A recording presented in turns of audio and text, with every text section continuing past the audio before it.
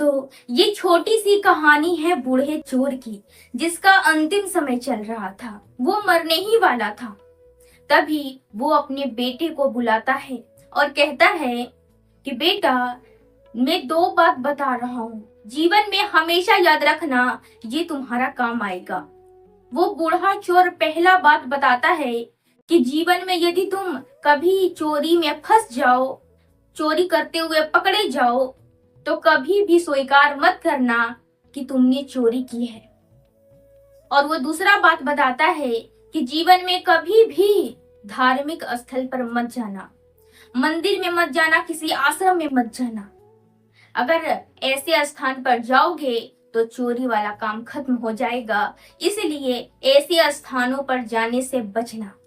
और इतना कहकर वो बूढ़ा चोर मर जाता है, दुनिया छोड़कर चला जाता है। वो लड़का अब चोरी पे चोरी करता चला गया।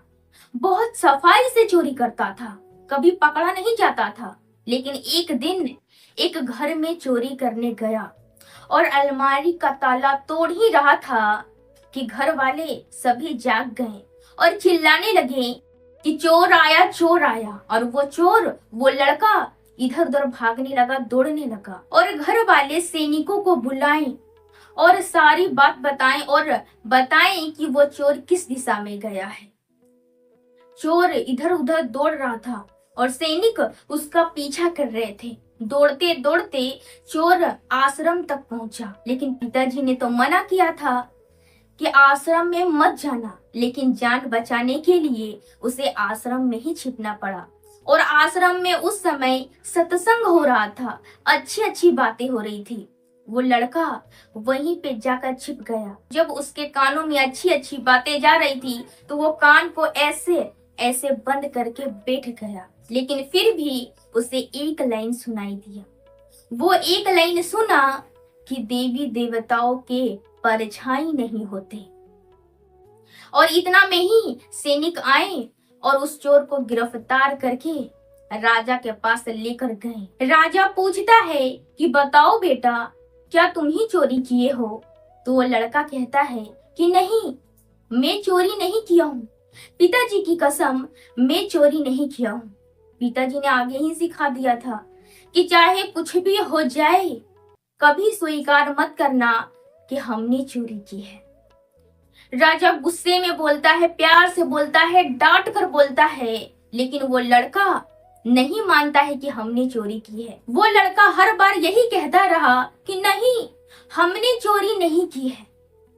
लेकिन उस राज्य का एक नियम था, उस राज्य का एक नियम था कि अपराधी जब तक अपना अपराध स्वीकार ना कर ले, तब तक उसे कोई सजा नहीं मिलेगी। और वो अपना सजा स्वीकार ही नहीं कर रहा था। तभी राजा क्रोधित होकर सैनिकों से कहते हैं कि जाओ इसे कारागार में डाल दो। सैनिक चोर को कारागार में ले जाकर बंद कर देता है। और कारागार में सेनापति और सैनिक उससे पूछते पूछते थक जाता है कि क्या तुमने ही चोरी किए हो? वो हर बार यही कहता रहा कि नहीं, हमने चोरी नहीं की है। वो बार बार ऐसा ही कर रहा था, क्योंकि उसे पिताजी ने जो सिखाया था। राजा सोच रहा था कि चोरी तो इसी ने की है, मुझे लग रहा है, लेकिन ये अपना अपराध स्वीकार ही नहीं कर रहा है। तभी राजा मंत्री को बुलाता है। तो मंत्री कहता है कि महाराज, एक युक्ति है, क्यों ना उसे ही किया जाए।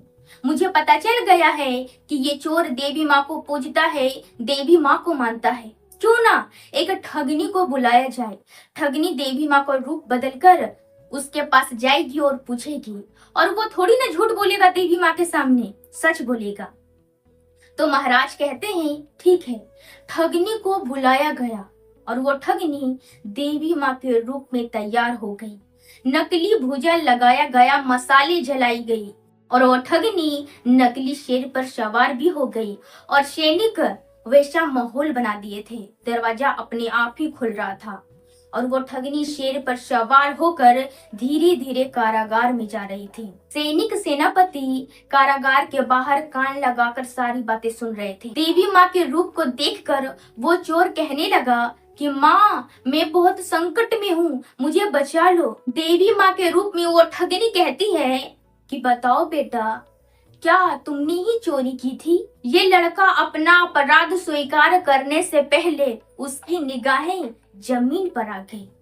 वो नीचे देखा कि परछाई बन रही है। जो ठगनी के हाथ में मशाल था, उस मशाल की रोशनी से नीचे परछाई बन रहा था और वो चोर परछाई देख लेता है।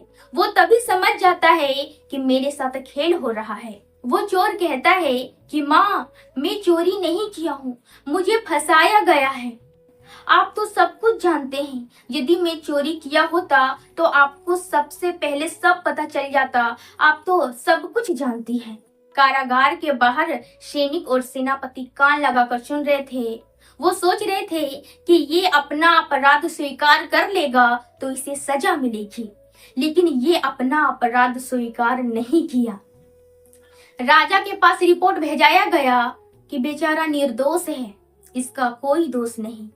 वो चोर दरबार से बाहर जा रहा था तो सोच रहा था कि मैं बस एक लाइन सत्संग का सुना तो मेरी जान बच गई। यदि मैं रोज सुनूंगा तो कितना अच्छा होगा। और वो चोर रोज सत्संग सुनने लगा और वो अच्छे अच्छे कर्म करने लगा, अच्छी अच्छी बातें करने लगा और चोरी वाला काम छोड़ दिया। पिताजी ने तो आगे ही कह दिया था कि तुम ऐसी जगह पर जाओगे तो चोर वाला काम खत्म हो जाएगा। दोस्तों, ये छोटी सी कहानी है जो हमें ये सिखाती है कि सत्संग में रहेंगे तो अच्छा कर्म होता चला जाएगा। सत्संग में रहेंगे तो अच्छी संगत में रहेंगे और जीवन बदल जाएगा। दोस्तों, आशा करती हूँ कि आप सभी को ये कहानी बहुत अच्छा लगा होगा और कुछ सीखने को भी मिला होगा। यदि आप सभी को ये वीडियो पसंद आया हो तो वीडियो को लाइक कीजिए, कमेंट कीजिए और अपने दोस्तों के साथ शेयर कीजिए। यदि आप फेसबुक पे देख रहे हैं तो हमारे पेज को फॉलो कीजिए और यदि आप यूट्यूब पे देख रहे हैं तो हमारे चैनल को सब्सक्राइब कीजिए। मिलते हैं अगले वीडियो में, तब तक के लिए नमस्कार।